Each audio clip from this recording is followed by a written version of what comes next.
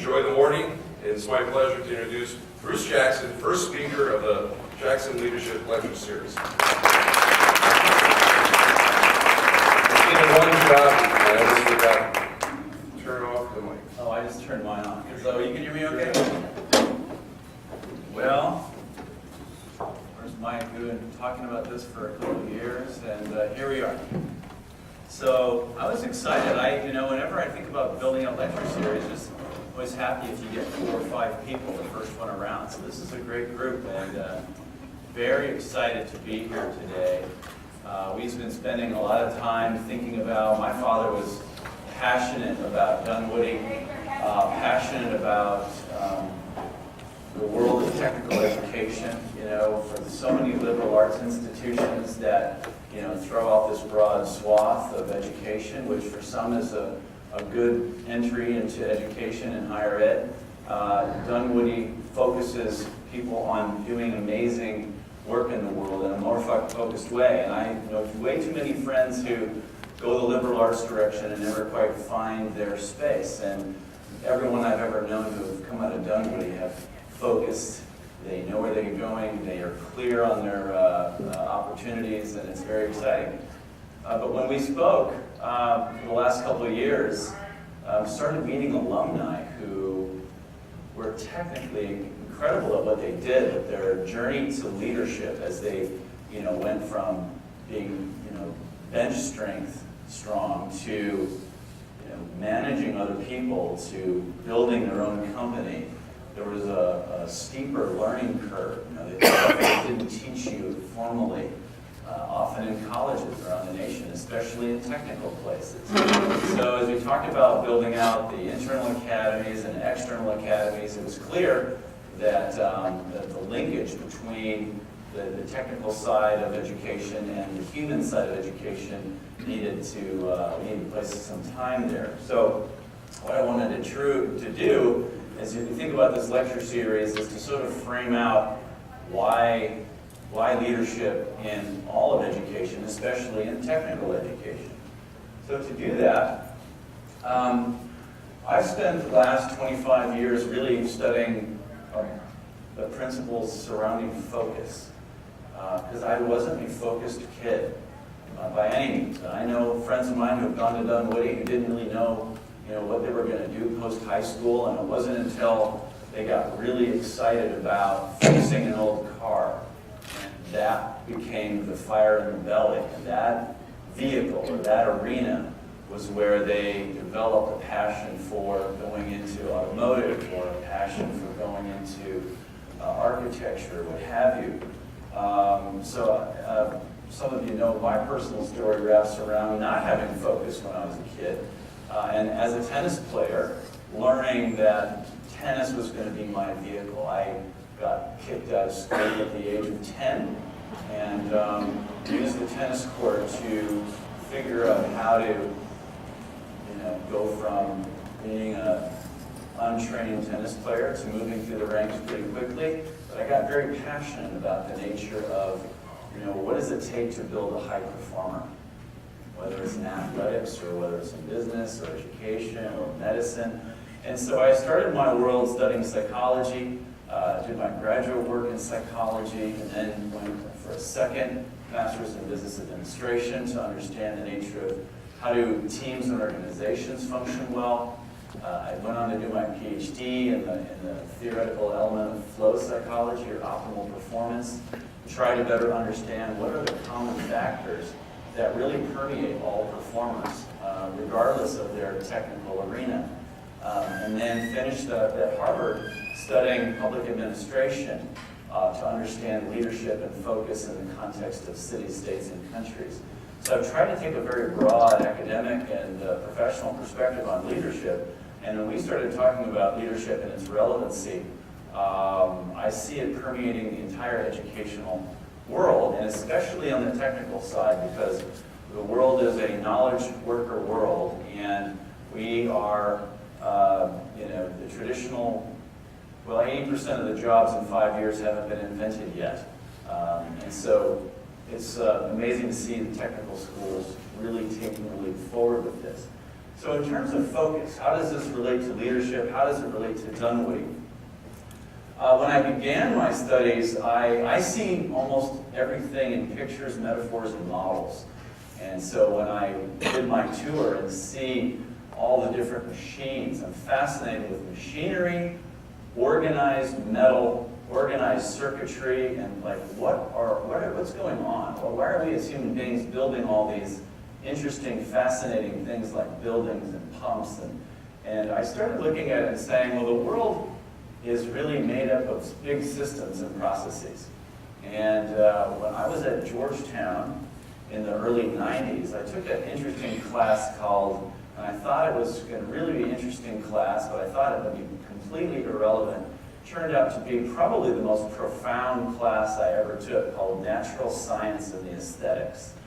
And in that class, we read all about chaos theory and fractal geometry and self-repeating principles in nature and the golden means of 1.62 and the ratio of tree branches and why the Greek Parthenons had 2 to 3 ratios and all these very interesting things. And it started to hit me that principles show up physically as they show up socially. And I wanted to better understand, it seems like God is in the math, and the world is constructed in a very, very coherent way. So we see these massive macro systems and processes, and when I look at Dunwoody, I see Dunwoody as the designers, builders, and solutionists for the technical systems that advance human progress. And that's why I titled this, and I threw this out there. I didn't tell you, I kind of was thinking last night, what's a good subtitle? And I thought, the relevance of body, heart, mind, and soul to circuits, engines, pumps, and manufacturing. So I'm going to try to build a case for why leadership is so important in the technical environment. So with that being said, Dunwoody is changing the world. It's one of the oldest and most prestigious technical colleges in the country, and I really think it has a very unique competitive advantage over others because not only do they lead in the technical space, but now we're getting into, well, who are the people that produce and manage and sustain these systems? It's human beings. So I always look at metaphors and circuit boards in relationship to cities and the similar logic. I mean, we have metaphors. We learn to build stealth fighters by studying insects. We use natural law to construct physically different environments. And so with that, I remember being intrigued by looking at the cardiopulmonary system of the human body and looking at the subway map of New York City. And it really strikes me that, we're manifesting new ways of using sort of natural law. But it takes human systems to create and manage technical systems. I've seen this over and over again when I was in industry and we were doing coaching programs in various companies around the world. And I was always fascinated to see whether it was Intel or NASA or Ford Motor Company, that the best technical performer would often be promoted to manager, thinking that, well, they're smart, they know the job, so therefore they must be able to manage and lead others well. Oftentimes they would get into managerial roles and realize it was a completely different wheelhouse. And I've talked to some of the alumni here who, own their own businesses and kind of suffered through having to figure out later what it meant to be a good manager, what it meant to be a good leader, how do you see human systems in a broader context. So I look at it by saying we first have to understand ourselves as individual systems, how we relate dyadically or in relationship to others. We have to learn about what does it mean to work in teams, and then what does it look like to see an entire organizational system. Now, there's all types of theories about leadership. We started off historically talking about the great man theories or great woman theories. Plato talked about the men who were born of bronze, silver, or gold. They had different ranks because they were born into privilege and they were born leaders or whatever. And then later on, we started looking at traits. Well, if you have certain traits of a leader, if you have high energy and intelligence and charisma, then those are the people that are, they have the stuff of leadership. Chuck Yeager talked about the right stuff. And later we found that people with really good leadership traits often weren't leading well. And we couldn't figure out why that was the case. And so it became, well, it's really about behavior. It's really about what are leaders doing to lead well, and can you train that? And then it became, theories went to situational leadership. Well, we lead this way in this situation, and we lead this way in this situation. So it kept getting broken down. And so I want to talk today about a theory that I've just published on called the theory of attentional leadership, and see how this rings with you. So we have human systems that are required to produce human systems.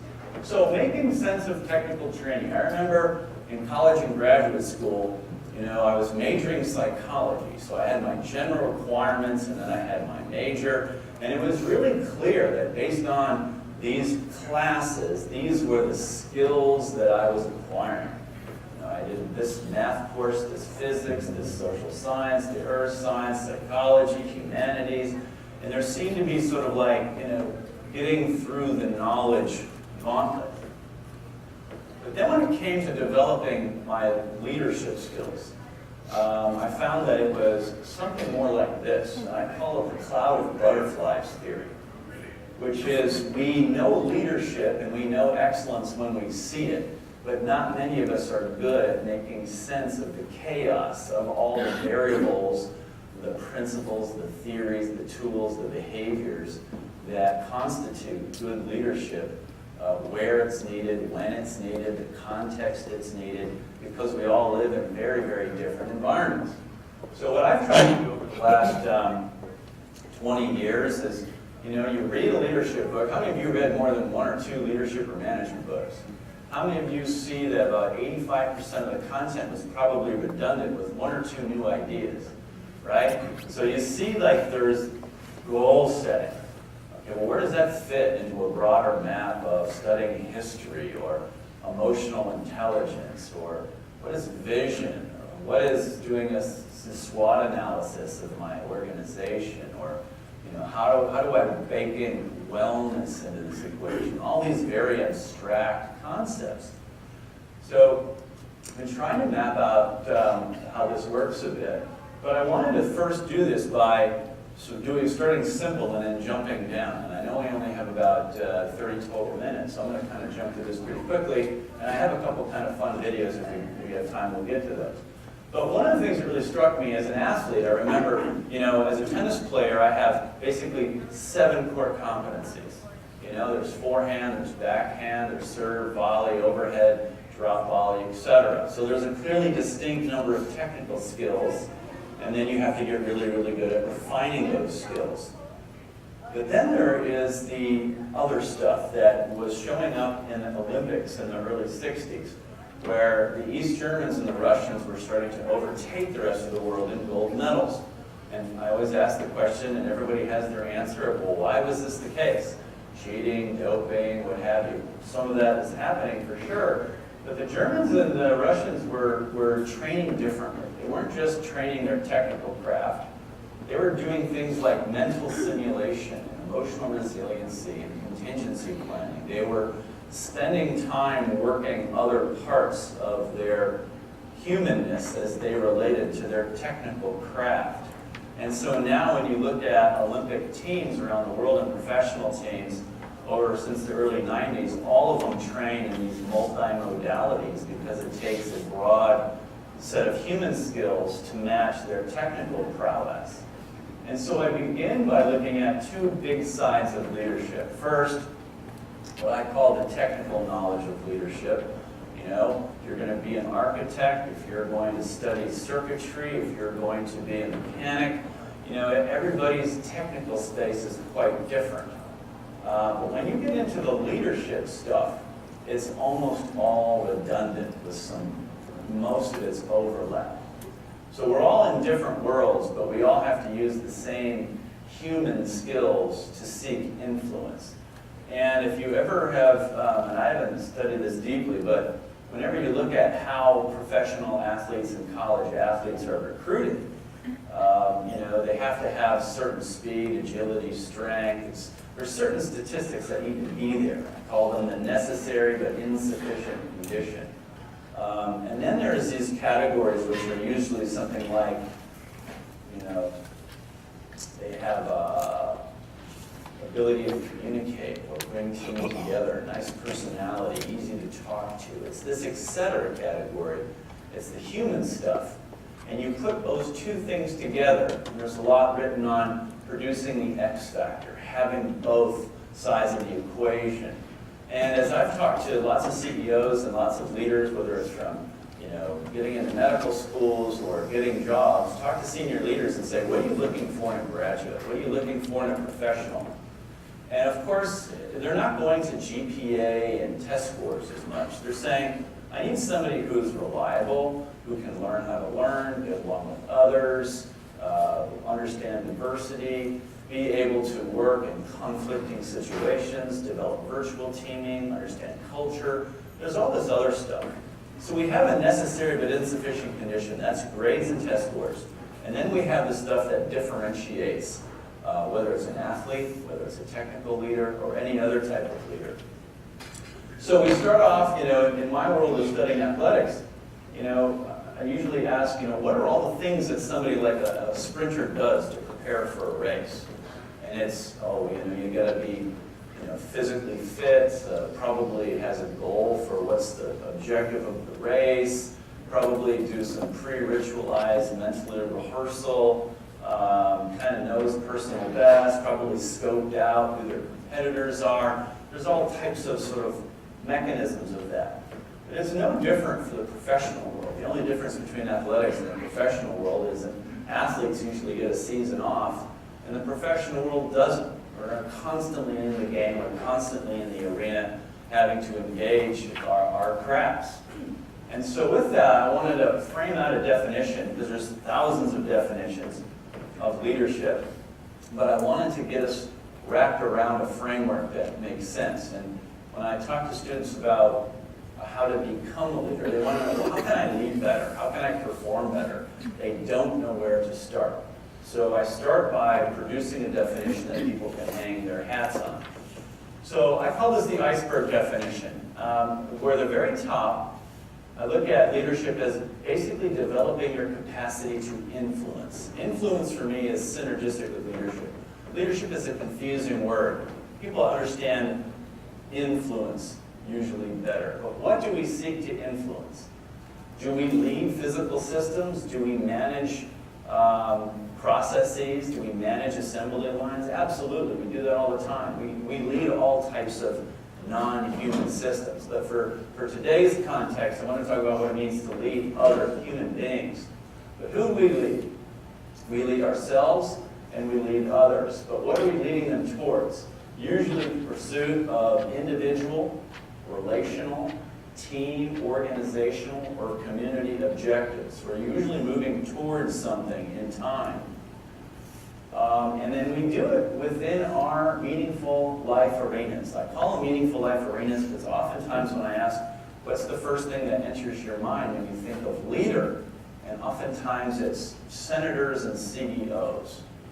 And if we had more time, I would do this a little more slowly, but I was in Zimbabwe doing this just 2 months ago, and I asked the group, how many of you consider yourself leaders? And it's not that everybody doesn't raise their hand, it's how long it takes for them to raise their hand. Because they don't instantly consider themselves leading. They think leading has to be an active process, and some people are terrified to recognize that if you choose not to lead, you're still influencing. If you're in a conversation with somebody and you choose not to answer a question, you're communicating. If you're trying to stay out of the fray and not influence, other people are being influenced by your lack of influence. So we're all in the game of leadership, whether we're proactively seeking to influence for good or not. So we're really all in the leadership game. We lead our kids, we lead our friends, we lead our big brothers and sisters, we lead our pets. We influence stuff. That's what we're here to do. That's why we have fingers and toes and lips and ears, to influence and make a difference in the world around us. So, 25 years of research in 5 minutes. So, I've been trying to recognize over the past many years, like what I call the big blocks of leadership. I've noticed today that we are publishing well over 5,000 new books on leadership every year. 95% pretty much similar. Better science, but same stuff.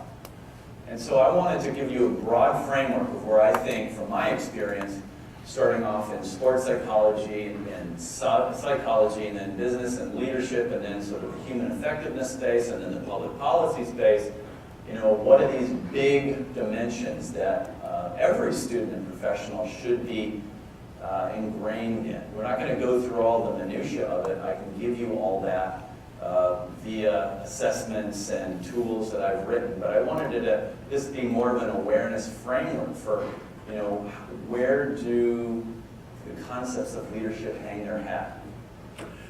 So, leading self. Some people like to talk about leadership as an outside-in game. First, when they talk and they define leadership, it's always about influencing other people. How do I get my team? How do I get my organization? How do I get my community? How do I get my nation to be influenced towards some type of vision or process? So some people look at it as an outside-in process. Some people look at it as an inside-out process, leading yourself first before you have the ability to influence others in relationship. Others, like Ron Heifetz out of Harvard, would look at this from a balcony and dance floor perspective. And so you've got all these angles to look at. And so this is why I'm starting to frame this out surrounding what I call attentional leadership. And I'm going to kind of use Navy SEALs and Rangers as a metaphor here in a moment.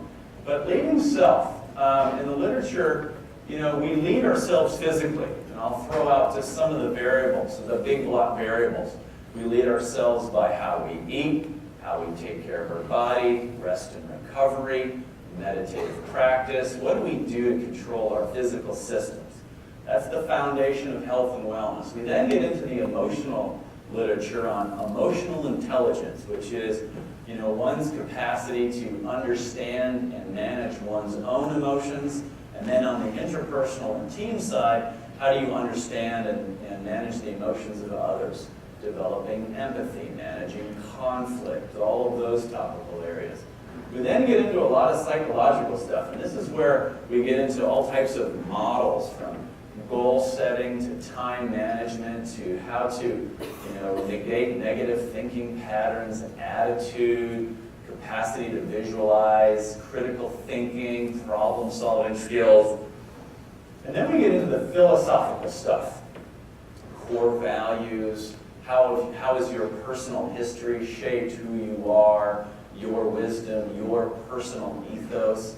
Not a lot of people write on that. I do a 12-day trek in Peru each year, and we talk about building your personal leadership and life ethos. And walking through the Andes, we do two questions a night, and we have people dig into their history to identify the 5 most important beliefs they've acquired, the 5 most important concepts they've learned, the 5 most important attitudes, perspectives, rules, standards, qualities, and virtues, and compile that into a single philosophy of engagement. But between psychology and God, people often confuse all these and kind of throw them in the mix. But we've talked a lot now about spirituality in the workplace. How does an organization get individuals? Doesn't have to be related to a particular religious denomination, but often a purpose that's bigger than the company. Back in the early 60s, when John F. Kennedy said, we're here to land on the moon before the end of the decade. And NASA was one of the great institutions at the time who had a very clear vision. Everybody from the director of NASA all the way down to the cleaning staff had one objective: to get a man on the moon. And they all knew that. There's interesting stories around this alignment of vision. It was a spiritual quest. It was bigger than themselves. So Jim Lair, a friend and mentor of mine, wrote a book called The Power of Full Engagement. And he talks about how being fully engaged as an individual, it takes physical, emotional, mental, he jumps to spiritual, as does the Stephen Coveys of the world. And I add in the philosophical dimension, that it takes all of these dimensions to be fully engaged in whatever craft you are seeking to excel in. But then we do the same thing in relationship to higher clusters. This is where I get into fractals. How do you know what a fractal is? Fractal is a self-repeating mathematical principle. If you've ever seen a snowflake, you'll realize that a snowflake is a self-repeating snowflake. That there are millions of baby snowflakes with the exact same crystal structure that produce a big crystal structure. And fractals are all over the universe, and they self-repeating principles. And so as we look at what I call fractals of leadership, we have these physical, emotional, psychological, philosophical, and spiritual dimensions of the individual, but we also have those same dimensions in relationship, in teams, in organizations, and in communities. We're just developing a snowflake of individuals. The abstraction, the complexity grows, but leadership is usually done at the individual level and the relational level and the team level. Even Jack Welch could not take credit for all the things that happened at GE. Way too many variables, environmental, geopolitical, political, economic, for any one person to have that much leverage over such a level of complexity. So most of our leadership is done in short spaces. So with that being said, I add in the construct of time. We are leading through time. And the big blocks of time are what I call the long future work. What I call building the abstraction of what's yourself individually, in relationship to teams and organizations and community. We start with what's the big picture. We start with mission. What's our mission? Our missions. Broad brushstrokes on a canvas. What are we trying to achieve? What are we going to be in 1 year, 5 years? For the Japanese, it used to be 90-year strategic plans. And I like to look at that through the lens of mission, which is looking ahead, vision, drafting the story as if it already exists today, and use multi-sense to really get clear to see what it is you're moving towards, and then looking at it from the back, from legacy. What does it look like when everybody's speaking at your funeral, and what are they going to say about a life well lived? So I consider the long future work something that's future-oriented, present-oriented, and past-oriented. It produces a holographic image of where are we going. But then we have to break that up and go through the short future. We've got to break it up into concrete objectives. 25-year goals, 10, 5-year, 1 year, 6 month, 3 month, 1 month, 1 week, 1 day. What am I going to do this hour? And is it going to feed my day? And is this day going to feed my week? And is this week going to feed my month, etc.? So we do strategic planning, we do time management, we do all the things necessary to enter and exit the only thing we have, which is a single moment in time. And so I look at leadership as taking place moment by moment, transaction by transaction. So it happens right through this space. And to be fully engaged in those moments in relationship to yourself, other people, and teams and organizations. But as we execute, as we do things, as we have meetings, and as we have conflict, or as we learn from a mistake, we go into that short past. We do things in the military like after-action reviews. We have statistical process controls so that we're constantly getting numerics on how a particular system is functioning or not functioning and managing its tolerance levels. We give people, not often enough, feedback. Are you moving in the right direction? Are you moving in the wrong direction? Are you on track? And we do this biannually when it should be done every single day. Most of us don't know if we're winning or losing at the games we're playing. So here's where feedback loop and systems are filled.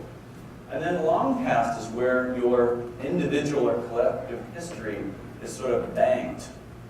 This is where we start developing a self-image or a corporate image or a family image. It's where our values are constructed. It's where wisdom is gathered. It's the lessons we've acquired that we then can take and use them for how to plan to go forward. So the question is, where in the world, and these are just 15, what I call the 15 big blocks. Underneath each of those blocks are hundreds of literatures. There are all types of things to study. So where do I start with becoming a better leader? So in putting these together, all of these things do intersect. If you put these things together, there is a time and a place and a duration for which we need to place our attention as leaders to address systemic and process issues.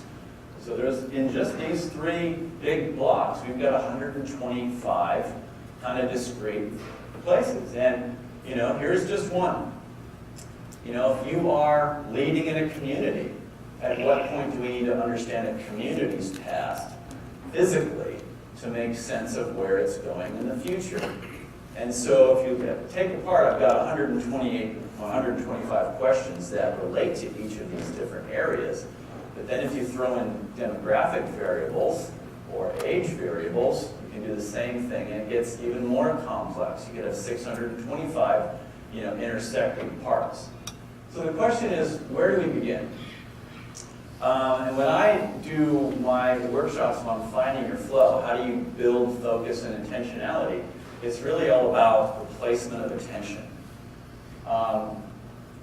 And I've looked at leadership through, as I mentioned, technical stuff and human stuff.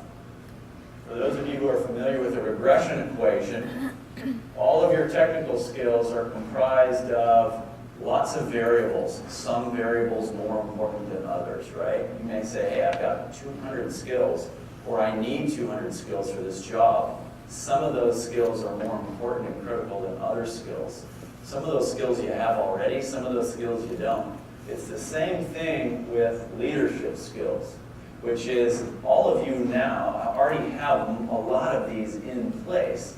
But how many of you feel like that if I asked you, I normally do this in a couple-hour block, we do questions and kind of lay it on the table, that there's probably 1 or 2 things that you probably could move the needle on that would make a significant difference on how you lead yourself or lead your others or lead your organization. Everyone kind of have an idea of like what one of those things would be? We usually have that. But a lot of us don't have a persistent training mission to do that. So I have a little video clip here. We are at, you tell me when you want me to quit, because I could go another 10 minutes or 5 or 3.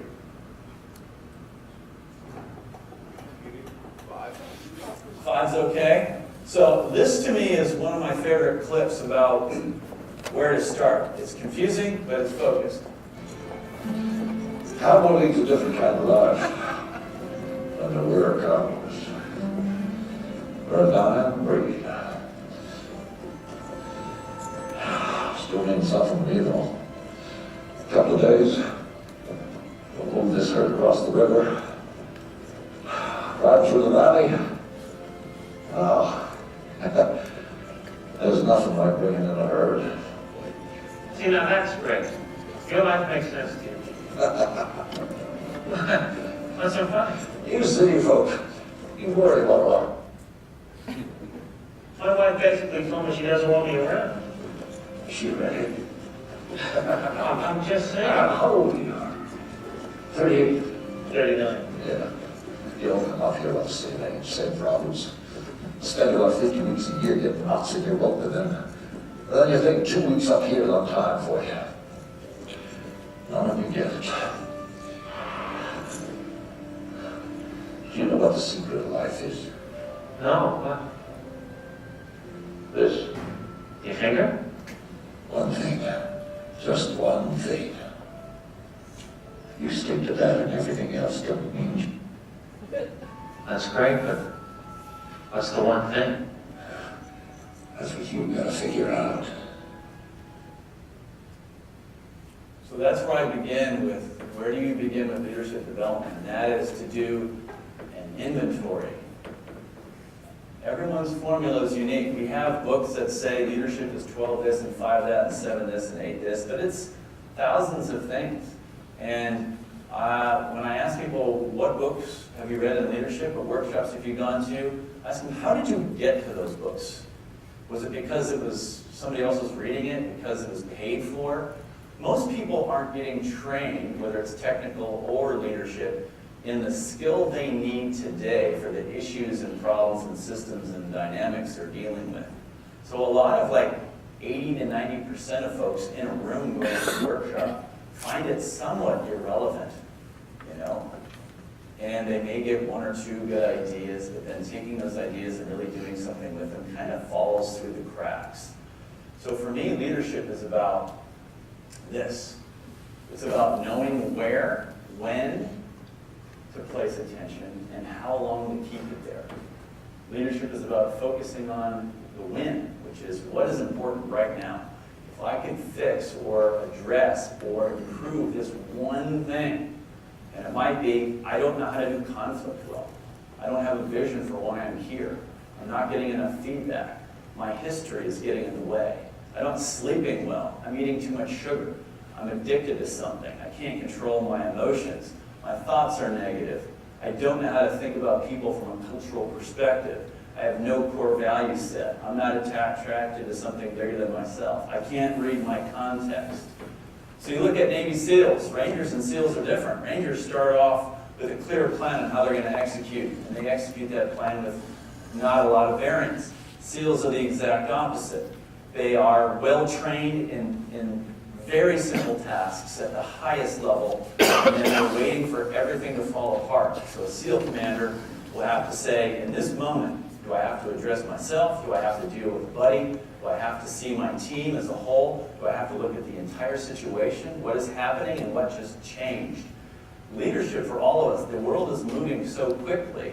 Where we place our attention to address a system, we may need to be looking at what just happened, what's going to happen, what's the context, what's going on with me, what's going on with my team. You have to shift your attention and know how to address the one thing right now. But most of us aren't very skilled in doing that. So the idea is, how do you focus on what's relevant today? How do you focus on your win?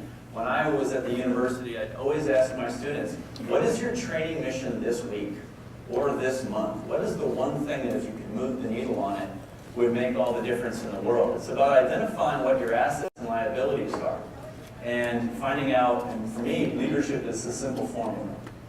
What are my internal assets plus my external assets divided by my internal liabilities and my external liabilities. I do some assessments around that to identify how do you put it all on the table, sort them out, and take a strategic pit stop and identify the one thing that you need to work on, and then go after that one thing. It's usually an issue of awareness, knowledge, or behavior. They lack awareness, they don't know what they don't know, or they don't know how to do something differently, or they just haven't chosen to initiate the behavior to make the change. Oftentimes we kind of go through this process. We're unconsciously incompetent most of the time on most things. Our brain is designed that way because we can't take in too much information. We then become consciously incompetent. That's a beautiful place to be. Knowing that there's a deficit or a gap between who you are today and who you need to be tomorrow to address the things that are coming up for you.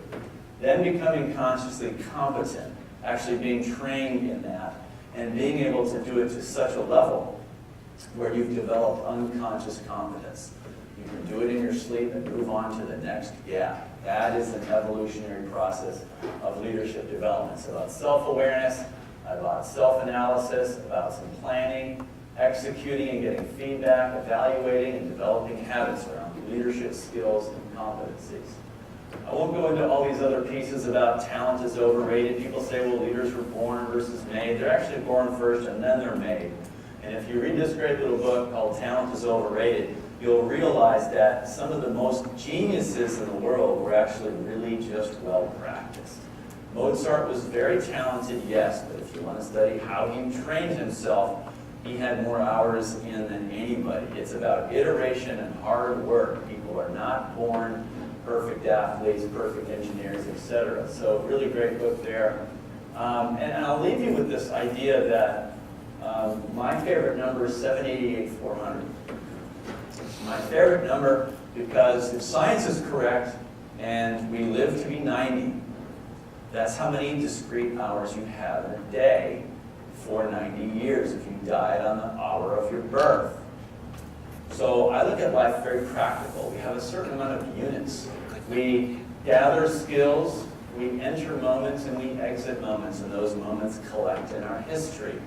All of these are relevant to who we become, how we influence ourselves, what environments we engage, and all these are sort of different leadership skills. And what does it mean to really be in that moment? When people are in flow, when they're in their zone, all these things are finally in place. When we're not in that zone of high functioning at any level, zone of individuals, zone of team and organization, it's because systems and processes are out of whack. We haven't learned from our mistakes. We don't know where we're going. We can't read our context. We haven't looked at all these pieces. The leaders of tomorrow, technical and otherwise, require you to not only see the technical system from micro to macro, but also to see yourself as a system in relationship to other people, or in relationship to teams and organizations and community, and be able to see all of it at the same time and know where to place your attention so that you can grow as a leader. That is the point of the lecture series. It's the point of the academies. It's the point of where Dunwoody is headed, which is let's build the entire leader while we're developing the technical skills.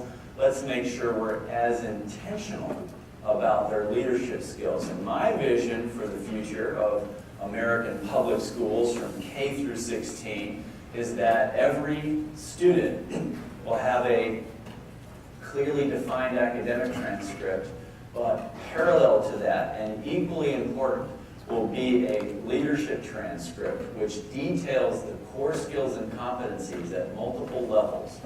Because I've seen this over and over again. When I sell students who have gone through leadership training, and employers know that they know how to manage time, they've done vision work, they've worked in teams, they come preloaded with free software.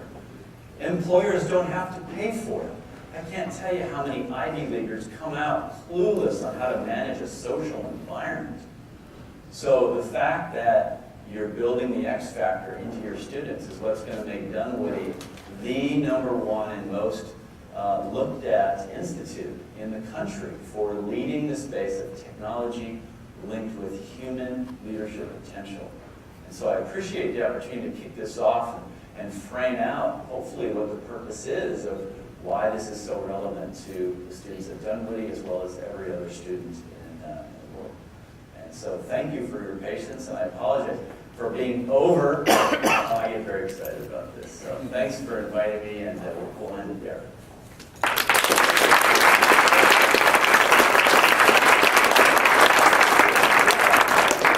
Q&A. Oh, yes, I my think we're going to apologies. go to Q&A. about 8:30, so we can probably, if somebody has a question or two, we can probably take that, but we do need to want to be sensitive to people's time. So Yeah. anybody have a question they'd like to ask? Bruce? Go ahead. Where do you think natural behavioral, you say leaders aren't born, but everybody has some natural behavioral tendencies. Where do you think that plays into this big picture? Yeah, so, the nature-nurture debate continues to rage, and I think our closest guess is still 50-50. We're pre-baked, and then we've got 50% variability. We all have tendencies. Some of us have natural tendencies to communicate well, natural proclivities. I've seen beautifully talented tennis players, but interestingly enough, I've seen more genius tennis players not make the circuit than those with reasonably high talent, but an incredible work ethic. So yeah, we all have tendencies and proclivities, and I think we've gone from, in the last 50 years of management theory, we focus on problems. We focus on what's broken, and we go put our attention there to fix broken. And over the last 20 years, and this has been a problem with psychology too, we've gone way too historical, and we've done the same with management. And now we're pushing this whole lens of strengths finding. How do we look at what's working, and this appreciative inquiry mindset, which is, let's go shine the light on things that are working and let that take over the stuff that's not working. And so people are saying, oh, my weaknesses are irrelevant. And, the ratio for me today is you probably want to focus about 70% of your attention on what your natural tendencies are. Delegate the stuff that is less important and you're not so good at, but fix your fatal flaws. Jack Zenger talks about you can't ignore your fatal flaws. And if you have a fatal flaw, you better address it, even if it's just neutralizing it so that it won't get you into a Bill Clinton moment or a Bernie Madoff moment or what have you. So, so I don't know if that answers your question, but yeah, we don't have tendencies, and some good, some bad, and we have to manage it. We have time for one more. Somebody else have one more question? Bruce? You already addressed this, but you talked about what are the common factors to build high performers? You talked about that. The question is whatever their one thing is, but I did make a quick list. I was doing this previously. I mean, these are some of the big best practices that I've seen. Great leaders, SQL systems that have flexible focus. They have values and purpose driven. They're purpose beyond self, and they're intrinsically motivated for what they do. They tend to be service oriented. They are an inside out practice of leadership. They think of the long term through the short term. They're persistent goal setters. They plan, execute, and gather feedback and refine, like the Kaizen manufacturing. They have a growth versus a fixed mindset. This is a big work out of Stanford. People who have fixed mindsets tend to believe that if they screw up, it's because they're genetically inferior. And those who have growth mindsets realize that it's just a matter of time before I get through what I don't know. And it changes the nature of performance dramatically when certain pre-baked belief systems, this goes back to tendencies. Oh, well, you know, I did something wrong 3 times, I'm not good at it, I'm out, I'm going to go do something else. Those with a growth mindset keep going until they fix it through. You know, they're lifelong learners, they develop leadership philosophy, they value the journey, they build other leaders. There's all types of stuff that seems to show up. But you know what? A lot of you already do this stuff well. So it's really about sorting through all the Legos and saying, what's the one that really is the biggest gap? What can I let go of? And what's the one thing I need to do now that would really help me leverage my overall leadership needle, if that makes sense. You had a quick question, let me ask you. I can answer it. Okay. I do have a whole bunch of free tools. I built a series of 60 questions about personal leadership and personal flow. Those 60 questions, I've written 60 essays, and they have a tool for each question. My website, which is here, viahe.com, says for 60 free tools. If you want those, they come 1 a week for a year. And if you have any questions for me, feel free at any time. I've got courses on the web, and all those are free tools. And if they're helpful, feel free to take them. Yes, sir.